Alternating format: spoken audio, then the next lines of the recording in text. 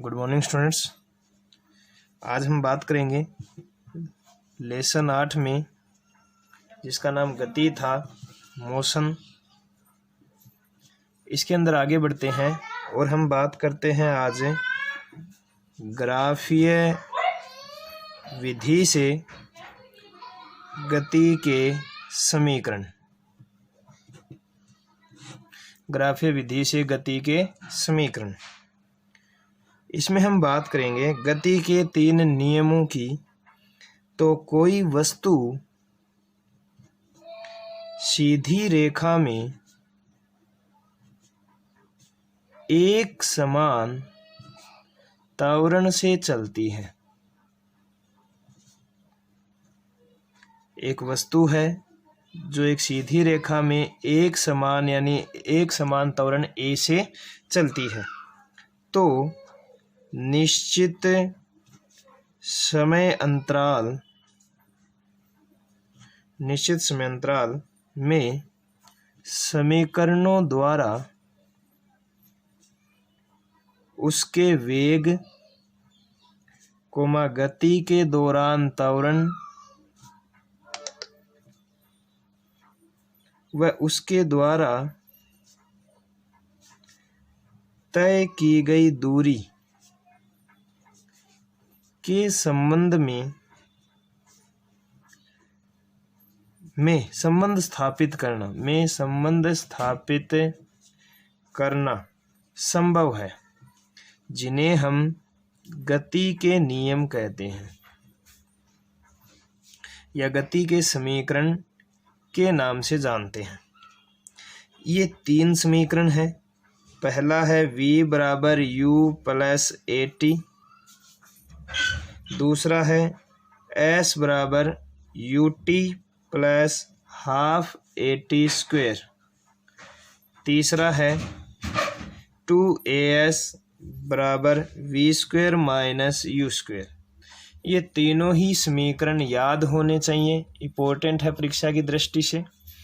आगे हम बात करें, यहाँ पे जो u है ये प्रारंभिक वेग को दर्शाता है, यहाँ पे जो v है ये अंतिम वेग को दर्शाता है, यहाँ पे जो a है ये त्वरण है और जो s है ये दूरी है और t यहाँ पे क्या है, समय है।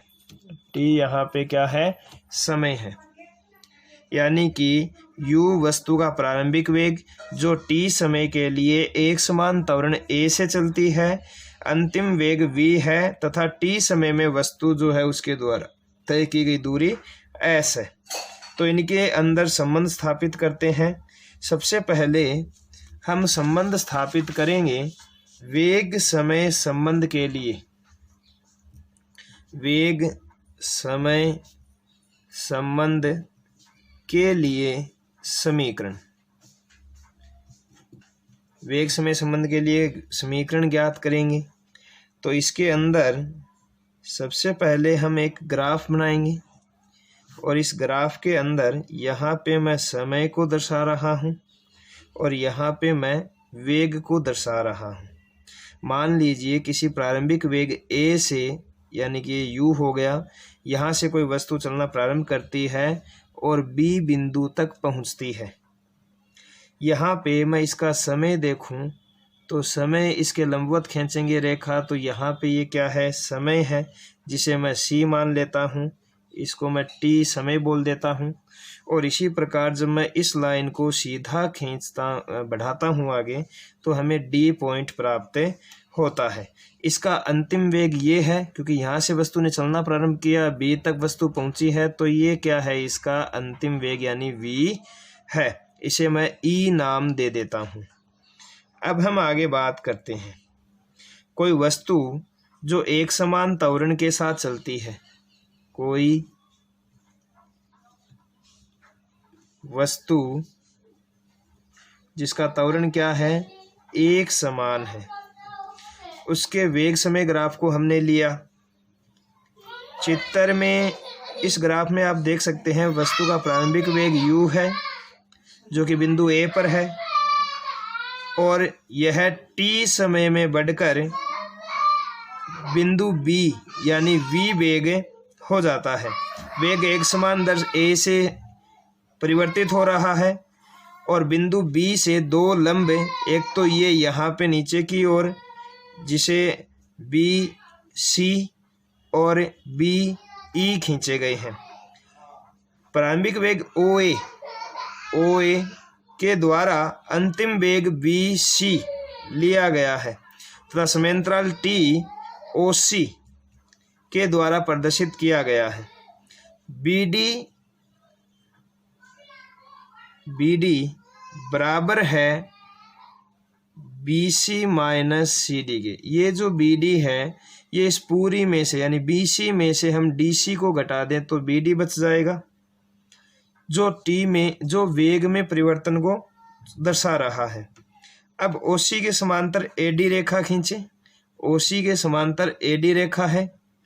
ग्राफ से हम पाते हैं कि BC बराबर जो B और C है इसके बराबर क्या है, BD प्लस में DC। BC है ये, इस BC के बराबर क्या है, BD है और इसके साथ में जुड़ा हुआ DC है। इसके बराबर मैं ये रख सकता हूँ कि जो BD है ये तो है ही, DC की जगह ये जो DC है इसके बराबर में हम चले तो OA है, तो मैं यहाँ पे OA रख सकता हूँ। अब हम देखते हैं कि जो BC है यहाँ पे ये तो B के बराबर है, BC जो है ये पूरी V के बराबर है, यानी कि BC जो है ये V के बराबर है और यहाँ पे OA जो है ये U के बराबर है। OA किसके बराबर है, U के बराबर है। तो हम यहाँ पे देखते हैं BD की जगह पे मैं V रख दे, V यहाँ से हम क्या निकालते हैं, BD निकालते हैं। BD बराबर BC की जगह V रखा मैंने और OA की जगह मैंने U रखा। अब हम क्या करते हैं कि वेग समय ग्राफ से त्वरण ज्ञात करते हैं। तो त्वरण का मान होता है वेग में परिवर्तन अपोन में लिया गया समय। तो यहाँ पे वेग में परिवर्तन हो जाएगा, वेग में परिवर्तन BD अपोन में AD, समय AD बराबर रखेंगे BD। AD की जगह मैं रख देता हूँ OC, तो ये OC क्योंकि AD OC बराबर है तो ये हो जाएगा OC किसके बराबर है, T के बराबर। तो OC की जगह मैं क्या रख दूंगा, T रख दूंगा, यानी कि ये हो जाएगा A बराबर BD अपॉन T और BD बराबर हो जाएगा AT के। अब हम देखते हैं BD का मान रखें तो BD का मान क्या है, V माइनस U। तो यहाँ पे मैं मान रख देता हूँ V माइनस U बराबर AT और यहाँ पे V का मान निकालेंगे, यहाँ पे V का मान निकालेंगे तो ये आ जाएगा, V का मान निकालेंगे इसको इधर भेज देंगे तो हो जाएगा U प्लस AT। तो ये हमें पहला जो समीकरण था हमारा, जो ये समीकरण था ये हमें प्राप्त हो गया है। तो ये पहला समीकरण है। इसी प्रकार आगे के समीकरण दूसरे समय स्थिति संबंध के लिए जो समीकरण निकालेंगे उसमें निकालेंगे। आज के लिए इतना ही, धन्यवाद।